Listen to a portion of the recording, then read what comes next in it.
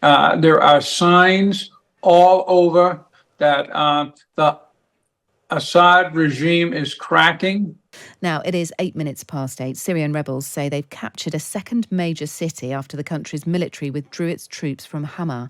The leader of the Islamist militant group Hayat al-Sham, referred to as HTS, declared victory and said they'd freed hundreds of those wrongfully detained from a central prison. The same group, of course, captured Aleppo at the weekend. Let's speak to James Jeffrey now, former US Special Envoy to Syria and former United Nations Deputy National Security Advisor. James, good evening.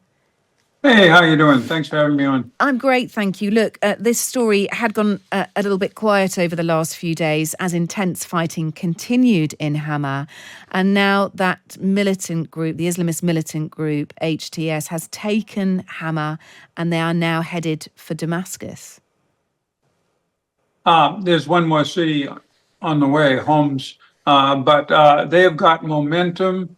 I've been on the receiving end of rapidly advancing armies in Vietnam in 1972. It's very hard psychologically to stop them. It isn't about weapons or soldiers or rifles on the ground. It's about will to defend versus will to attack. And the attackers have the will to attack, and they have victory after victory behind them.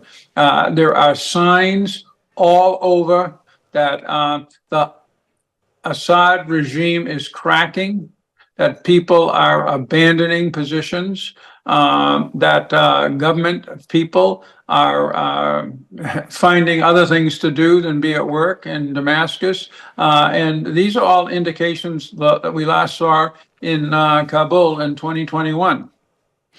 Look, the UN World Food Programme has said this escalation, this sweeping offensive by HTS, in which Aleppo went and now Hama, means that 280,000 people have been displaced. There's a lot of suffering within the region anyway.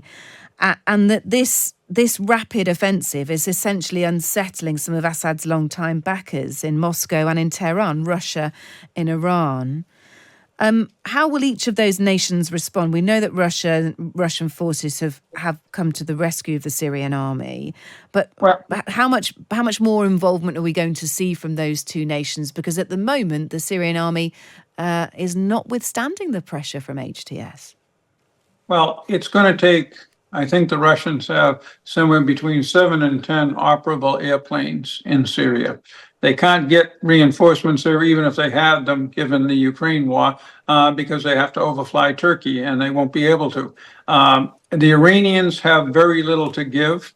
They have been badly beaten by the Israelis in the two missile offensives. The Iranians never committed ground troops. The main ground troops they committed was Hezbollah, and Hezbollah, of course, is no longer available. They have been badly defeated by the Israelis. What this shows is that Iran and its proxies and Russia in happily going on the offensive, in part because we in the West sent them signal after signal that we wouldn't, seriously push them back. We found out that people on the ground, be it Israelis, be it Syrians, be it Ukrainians, don't want to be ruled by these people. Yeah. What happens to the Syrian army now? We know we've talked about desertions from the army, fighters fleeing their positions. I mean, they seem to be completely unprepared for this offensive. How does President Assad try and get a grip on this? Oh, well, he can't.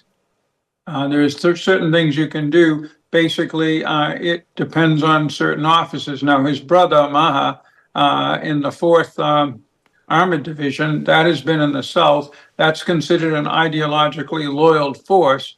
But I suspect that rather than throw that into the battle up south of Hama, that unit more likely is defending the presidential palace. And if all you have left is the people defending the presidential palace, you've lost the country. That's the problem. You need enough troops to defend the whole country. Right now, Assad isn't producing them. And where does this go? Well, I don't know. It's not a good thing to have a organization on the terror list, Hayat Tahrir al-Sham, take over a country. But on the other hand, they are closely coordinated with Turkey, which is going to be very careful because it has very important relations with us, with Russia, with Europe. And the experience of these Islamic groups, particularly Daesh or the Islamic State in Syria, is they repel more citizens than they recruit. And therefore, HTS, Hayat Tahrir al-Sham, will have to be very careful. But the larger point is, for many years now, the biggest threat in the region has not been Sunni Islamic terrorists, although they're a real problem. The real threat has been Iran and its proxies, and they've just suffered yet another defeat. The last one standing are the Houthis, because the U.S. assigned itself the job of taking them down, and of course we failed miserably. But on every other front, the Israelis and now the Turkish-backed Syrian opposition is dealing defeat after defeat to Iran. This is, in the larger scheme of things, a good thing. Let me just divert attention to Gaza, if I may, with you, James Jeffrey. Amnesty International today accusing Israel of committing genocide against Palestinians in the Gaza war. Israel's, of course, strongly denied it. This is a 295-page report that's been produced by Amnesty International with evidence, they say, of genocide in Gaza.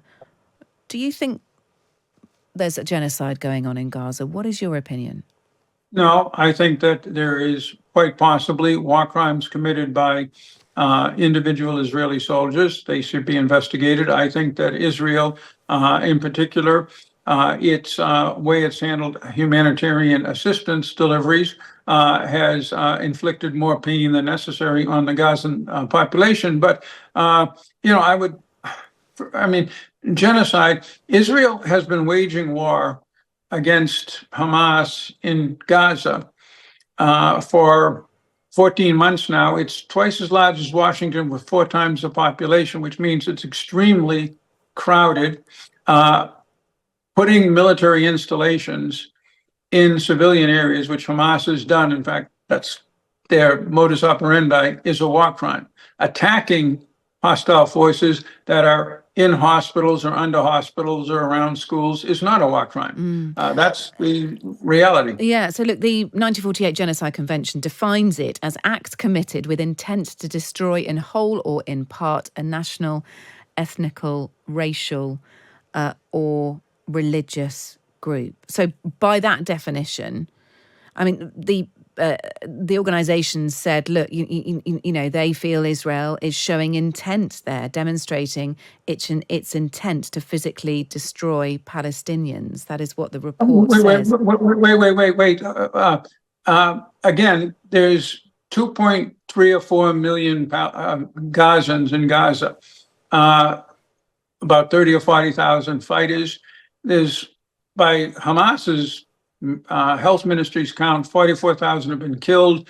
Up to half of those have been fighters. That means of the civilian population of, let's say, 2.2 million, slightly over 1% have been killed, mainly by accident, not by deliberate Israeli targeting. Most of those 44,500 people are civilians. There are some fighters in there, but actually the majority of that, most of it, are civilians. So okay. Then let's say it's 40,000 people. Let's say it's 20. Let's say it's 27,000 civilians. Then it's still slightly over 1% have been killed, essentially all by inadvertent dropping of bombs on civilian areas to target Hamas people who are there. And that is genocide after, a year plus of fighting. 99% of the population is still alive. That's the most incompetent genocide in the history of the universe.